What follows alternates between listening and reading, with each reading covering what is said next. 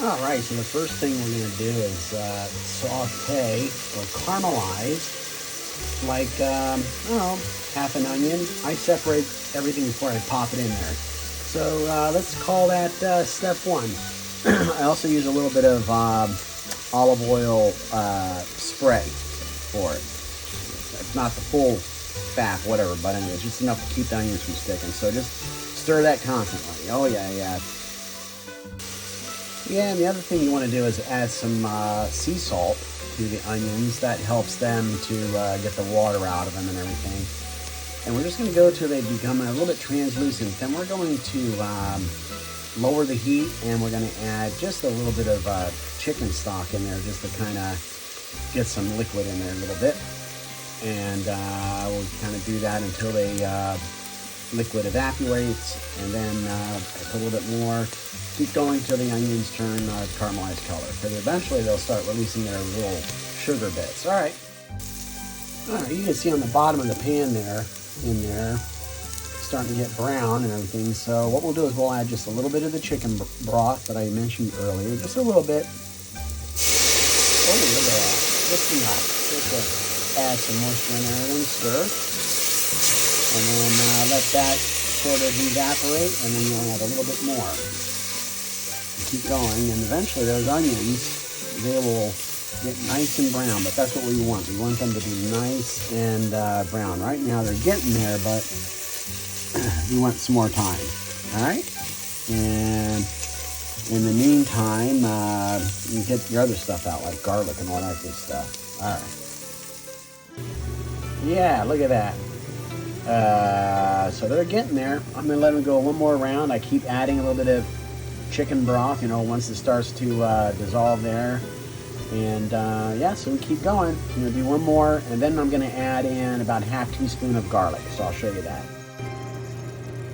All right, I've added in the last bit of chicken broth there. We'll just wait till that reduces a little bit.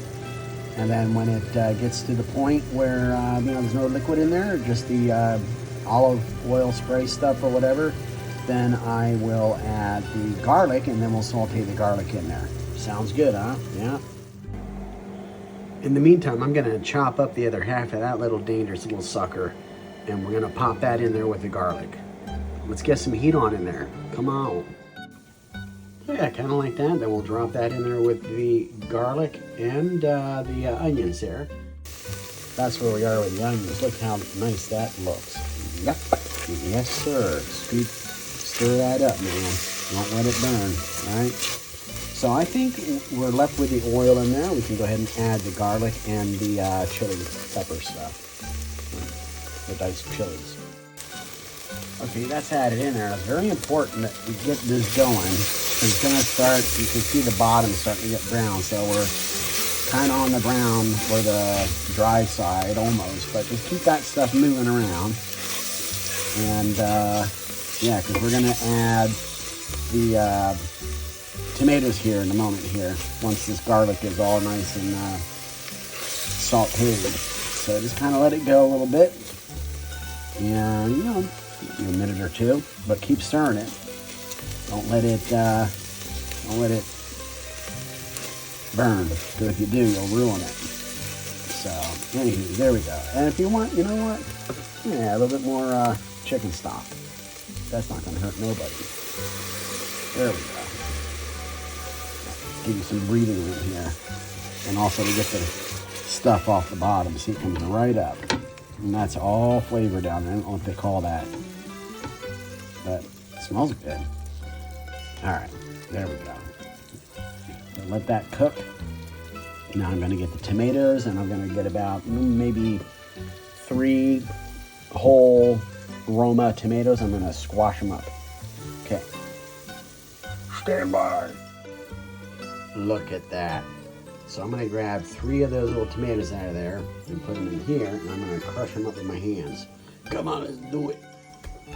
All right, there you go. Let's go ahead and get those crushed up and ready to put into the pot with the chili, garlic, and the very nicely caramelized onions. Oh, look at that. Okay, so keep them moving. Keep them moving. But I would say that is ready. See how nice and golden brown that is? Sweet. All right. Get that all mixed up. I'm gonna let it go a little bit longer. Let more of that chicken stock evaporate. We're looking good.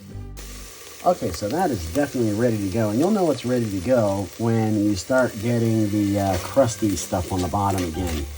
That means it's starting to dry out, and the only thing left in there is really from the olive oil spray.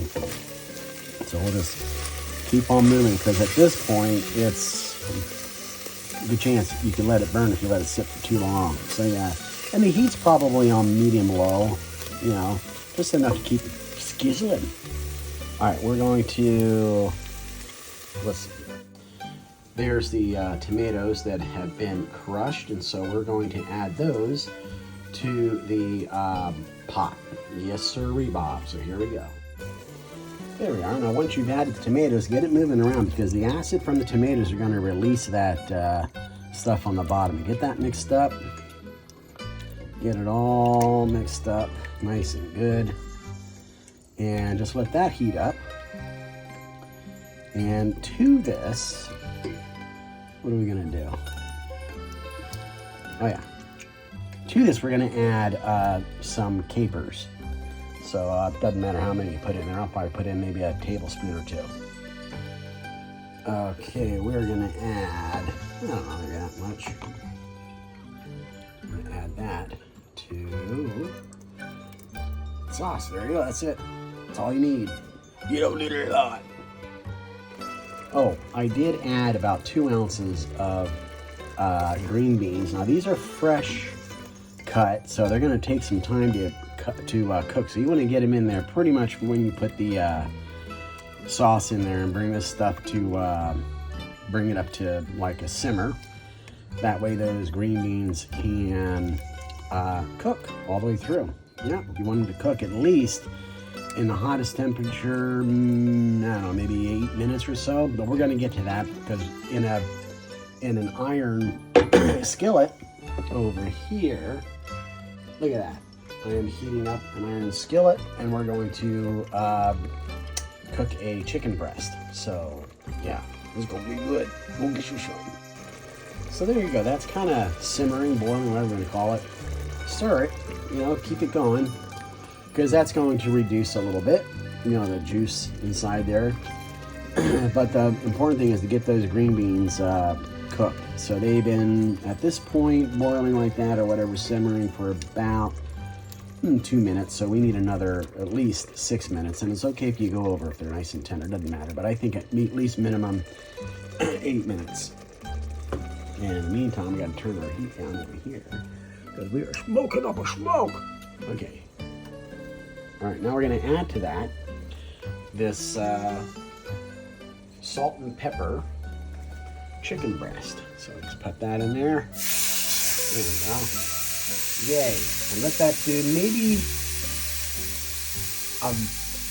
2 minutes. Now I have it on pretty hot pan, because all I'm trying to do is just get some color on it. And then I'm going to put that chicken breast into this. And then we'll put the lid on this, and we'll let it cook for the remaining time, probably for 4 minutes, to definitely allow those string beans to get tender. All right, so we're almost done with this. Oh, the other thing we're going to add, hold on a second.